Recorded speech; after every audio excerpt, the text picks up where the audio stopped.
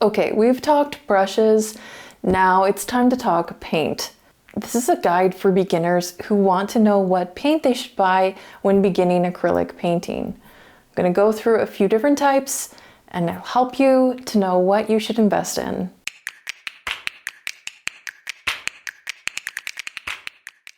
Okay, so the three types of acrylic paints we're going to look at today are kind of your regular acrylics. This is your most typical medium viscosity acrylics. We're going to look at fluid acrylics, and we're going to look at flow acrylics. So what we're going to do is we're going to do some comparison and blending, and you're going to visually see what makes each one great or not so great. And so yeah, let's get started. Okay, so we'll look at regular acrylics first. This is what I use most often. It's what I've used most of my days. And sometimes I didn't even realize there were other things to look at. So I'm just gonna grab myself a brush. Doesn't matter what brush, just something that, you know, something medium, not too small so you can make like lines that you can see pretty well. So I'm gonna just wet that. And so for regular acrylics, and we're gonna put all of our paint onto a tray. So I'm gonna mix a red. So this is cadmium red. And you're gonna be able to see the way it comes out. So this is medium viscosity. So it's not super hard, it's not super runny. That's what medium viscosity is all about, okay? Kind of how runny it is. Is it more like molasses? Is it very thin? It's kind of medium. We're gonna put in some blue. Okay, so this is cobalt blue hue if you wanna know exactly what color I'm using. And this one was cadmium red hue. Okay, so I'm gonna take my brush, I've already woken it up, and I'm going to blend in. Well, first let's just put some red right on the page. And you can see it's nice and bold. Can you see the texture in it? So what's great about this kind of acrylic is if you want to have textured work. So if you're looking for something that can create texture, then this is a great one. You can thin it out with some water. I'm gonna take a look at how each one kind of thins out with a bit of water. You can see it still has bold pigments. The pigments are holding well. You can get to a point where you're mixing too much water and the pigments might not hold very well. So if we add more water, let's just go crazy, add more water. Crazy water. Okay, try that out. So it's almost like a watercolor type of look when you get that thin. So let's wash our brush and try blue on its own first. So we'll take some blue. Hopefully don't have too much water in your brush. You want to try a bit thicker. So if you just use it without really any water, maybe just wetting your brush, you're going to get more texture. You're going to be able to, yeah, if you want something that's not just flat, you want your painting to have, you know, all the fun brush strokes that you can see, then just the color on its own will do that for you. So let's add a little water to this beautiful cobalt blue. So this is with water. And let's add a lot of water. We're going crazy with that water. Okay, so I love these acrylics because I can do a lot with them. Now let's see how they mix together. So wash the brush out and see how they mix together. How strong will the color stay? Anytime you mix two colors, you're going to lose some of the vibrancy. So I'm just going to take some of the red, pull out some of the blue, and start mixing them in. And you can create a type of purple. If you have more blue, it's going to be more of a blue-like purple.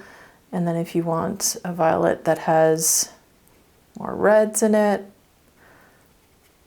And it'll depend which kind of blue and which kind of red you mix together will determine what kind of purple you get, okay?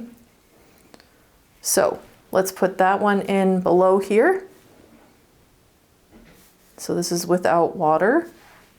Oh, although my brush was a little wet, so you can see. Let's add some water and see how that looks. And even more water. And it almost looks like watercolor. So this is our starting point. Let's see how these others work together. Now I don't have the exact same colors, but what we're gonna look at is how do they do when you add water, without water, and mix together with two colors. So for fluid acrylics, you do need to shake them up. I'm gonna shake these up. So this one I have a dioxazine purple and a cadmium orange hue. So we're gonna be using these two shades for the fluid acrylics. So I just recently kind of discovered these. I hadn't really used them before and I love them. But we're not talking about what I love yet at this point. We're just talking about, oh, that's too much. So these are smaller, as you can see, 118, 200 mils. And we'll talk about cost as well. Okay, let's get this orange on here. Okay, so let's start the same way. We'll start with our warm tone. So brush clean and dab it so it's not too wet. Let's start with our orange, just straight on orange. So with your fluid acrylics, you're not going to get the texture that the medium viscosity acrylics will give you, okay? So, but you are going to get a nice intense pigment. Let's mix in some water and see. What's great about this is you can actually mix quite a bit of water and it'll still stay quite pigmented. There's not really much of a difference there. Let's really water it down though. Like barely any pigment to water. This is barely a little drop. Okay, so it is going to give you that watercolor effect. So if you like to work in thin layers, then fluid acrylics might be for you. Plus small bottles, and it's already really thin, so you can just paint straight from this and already have the fluidity that you might want. If you're doing detail work or, you know, signing your name, that kind of thing, I really love fluid acrylics for that. Okay, let's try another color. Our dioxazine purple. Okay. On here. You know what's great too is it looks so different in the bottle and on the plate than when you paint it on. Well, to me it does. If you have the eye, you can see that it is different. So it is good to paint onto paper or onto a canvas, doing this exercise in your sketchbook so that you can get an idea of what it really is going to look like once it dries, once you mix it with other colors. Maybe you're planning to mix it with certain colors. Let's add some, look at that. When you add water, some water to it, look at that purple. Still very strong pigments. Oh, look, I got a little bit of water on there. Let's add more water. Very watery, kind of like watercolors. And look at those pigments. They stay really strong when you mix water with them. So I'm really impressed by that. So they'll stay quite strong. Even look at how much, so you can imagine how far this will go when you're working on a piece. Let's mix the two together and see what we get. See how strong the color remains when you mix those two together. So I'm going to take some orange, a little bit of the purple. The purple's going to be really strong against the orange. I'm actually going to probably be able to achieve a similar color to this one here. So I'm just mixing it without water, just the two colors. And right here we go. I mean, my brush has water on it, but You can see it has a nice strong pigment. Look at those strong pigments. Beautiful, nice vibrancy. So then I'm going to add some more water, or I'm going to add some water. I haven't added any yet. See if it maintains its pigments. I think so. And add more water for even more. Oh, that's funny because that one looks even less. So it's very nice as you blend them together. It's maintaining some vibrancy. Again, anytime you mix two paint colors, you're going to lose some vibrancy. But the more pigmented and the better quality the pigments are of your paint, the better your mixing colors is going to be. It's going to be able to hang on to some of those colors a little bit better. So let's go on to flow acrylics. I'm also going to talk about how I would use each one. So we kind of talked about how I'd use the flow acrylics. Regular acrylics I use in so much of my painting. I would use similarly with the fluid acrylics. So I've chosen this flow acrylic. So these are usually in kind of a bulk, large, look, this is almost 1 liter of paint. Okay, so this is a large thing. I use these for paint nights. So that's how I use this. And you do need to shake it up. They're kind of like fluid acrylics. They're almost in between the regular and fluid. And their consistency is kind of that in between. So you'll see. So I've got this blue. So you can kind of see it has some form, but look, it kind of goes more liquidy. It doesn't hold its shape the same as the medium viscosity. Okay, and this is just, this is cobalt blue. And this one I have bright red. So we're gonna use bright red. That one's holding its shape pretty well, but then you can kind of see how it sinks down, whereas my medium viscosity ones, they're maintaining their shape, and those ones they're more like puddles. Okay, so this one's kind of that in between. So these I use for paint nights because you can get a lot of paint for not too expensive, like they're cheaper, and they cover a lot of space really well, and you don't have to add water to make them work. Whereas this, if I was using these at a paint night, I'd have to make sure my students understood the mixing of water, and that's actually a really tough thing I find people struggle with is, you know, either forgetting to like rinse, like dab off your brush in between, and just it's too wet, and so you get drips and all of that.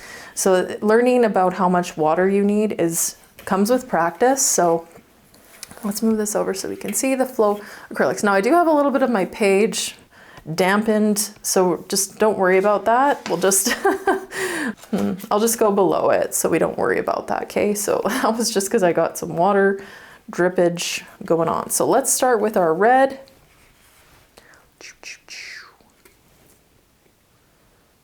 This one seems kind of like a cooler red than that first one.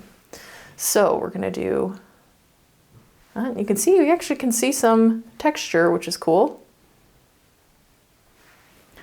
These, even though they're cheaper, they're still a good, decent quality, especially for covering like a background or, you know, doing a craft. So I mix some water in, and that's what we get. Let's add more water. There we go. So this is kind of more like a cherry kind of red. All right, let's do the blue, our cobalt blue.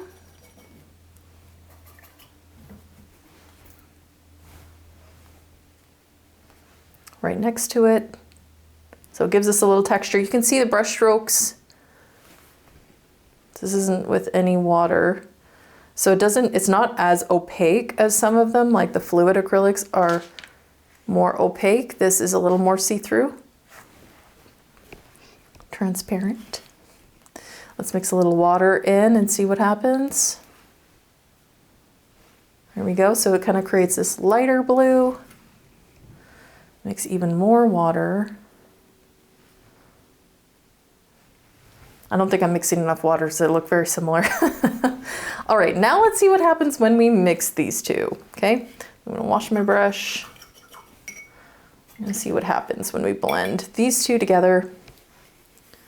All right, let's take some blue, bring it up here, find a little space, some red, one more red.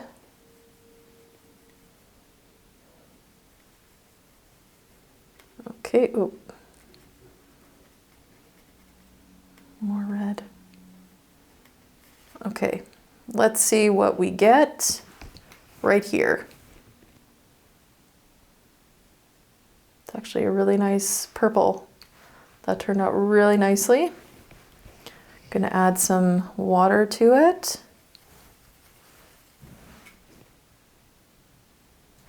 There you go, and a little more water. Let's try adding lots more water. So I struggle to add. There we go, that was a better water demonstration. So it actually blends pretty well together. And when you compare the others, it's quite nice. So those are decent purples.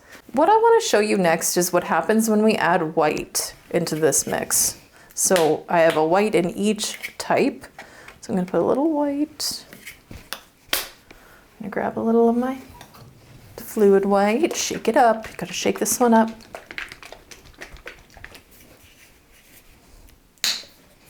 Get some white right there. I love when I only need like one drop. Makes it really easy to clean up.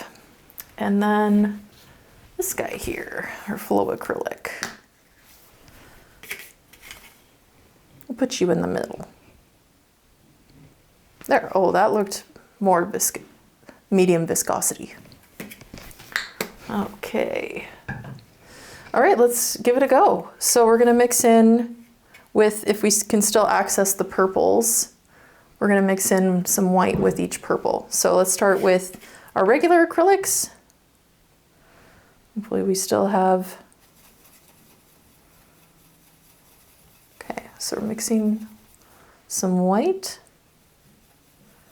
to see what happens. Okay, we're gonna put that just below, or we can do beside. See what happens. That's really lovely. If you want to keep adding some water, you can add water to it. Okay. Let's go to our next one, our fluid acrylics. Okay, we have our right here. It's starting to dry because it's quite thin. So I might need to add a little more. Oops. That was a little too much. Too much of the purple. Okay, let's add a little white, see what happens. Ready? White can be very magical with our paint. I buy white paint a lot.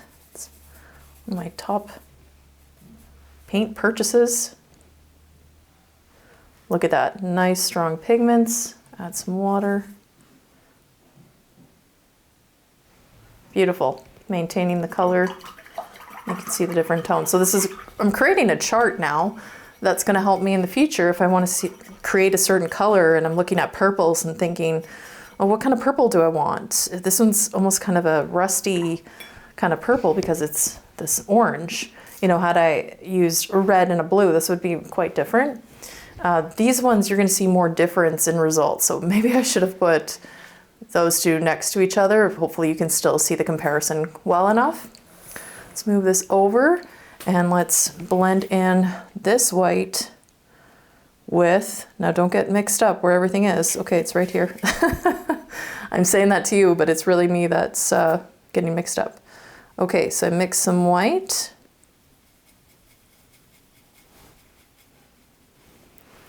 And we go here. Looks fine. And we go here. Great. Wash out your brush. Okay. We have our little chart now. So next, let's talk about cost, because if you're investing, that means there's a cost.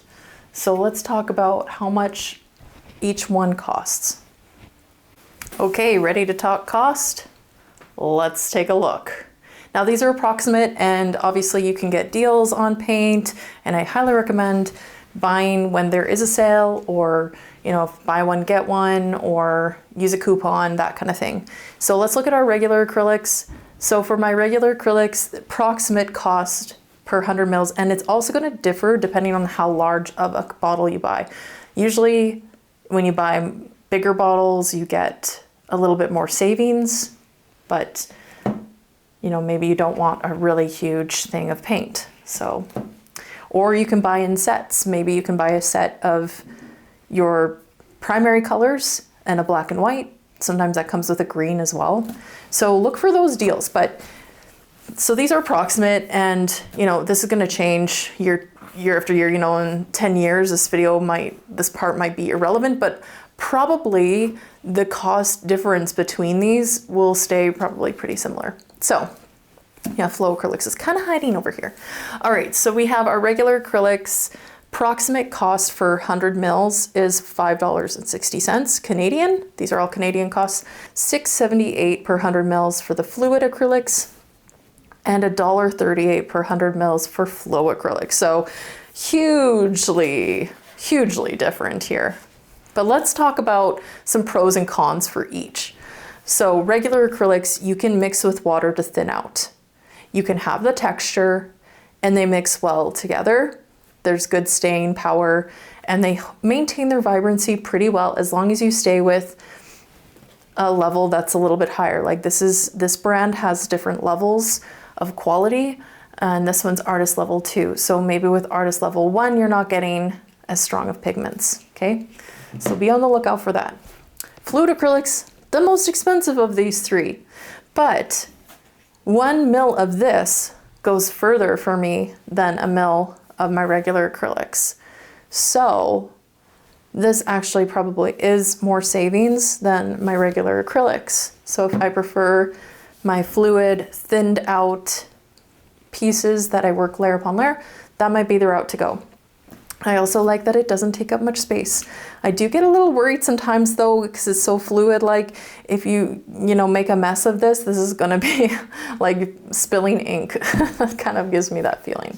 Now full flow acrylics, and sorry, back to fluid acrylics for a second, mixes very well, maintains the pigments well, great for adding details like little branches and signing your name and all of that.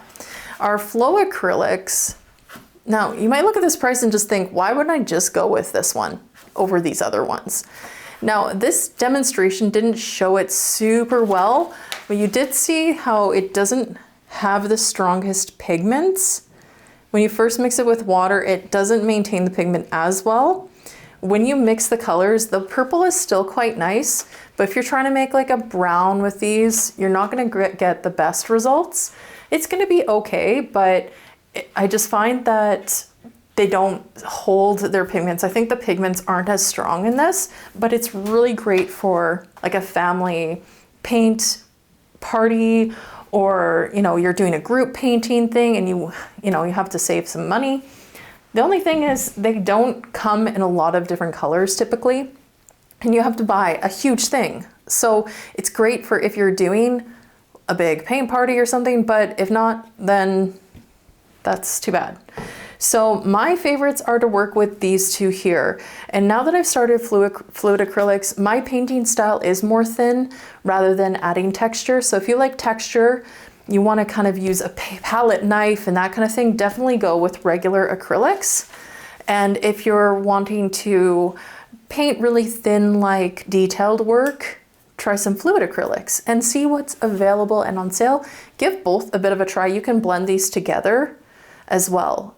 So give that a try, see what you think. And if you're doing an event where you just need a lot of paint and a lot of people are going to be painting, maybe flow acrylics is the way to go. But the quality of mixing your paints isn't as strong when you start to get into different colors and different shades within those colors. Like it can blend two colors okay, but if you're trying to make different levels of purples and browns and things, it doesn't maintain it just gets muddy looking really easily. So that can be tricky, and I found it's a bit hard for people to do browns. So if you're doing a paint night and you need brown, if you can't find an actual brown, then maybe consider getting some acrylic medium viscosity. The last thing I want to say is about size of paint. This is a large thing of paint, 118 or 250 mils. If you're looking to purchase paint, I wouldn't go so small as, there are sizes smaller than this 75 mil. I wouldn't go smaller than 75 mils, but I wouldn't necessarily go as big as 250 if you're just starting out. I'd find maybe the in between, maybe a 118 mil would be a good size if you know you're gonna need a lot of that paint. And if it's just a color that you know you're gonna want little bits of, maybe it's like some hot pink here and there, maybe get a hot pink in the 75 mil, but I probably wouldn't go any smaller than that. Ultimately, it is up to you what you would like to try, but I hope that helps you make a decision. Okay, how do you feel about going to the store now and getting your paint? I hope that empowered you and you feel comfortable and confident going into the store and knowing what you want to go and buy. And it's okay to browse if you're not 100% sure still. And you know what, maybe you want to try a little of each and then decide. That's okay too. Thank you so much for watching. I hope that you got something out of this video. If you did, can you give me a thumbs up? And don't forget to subscribe and hit that bell so you don't miss a thing. Thanks.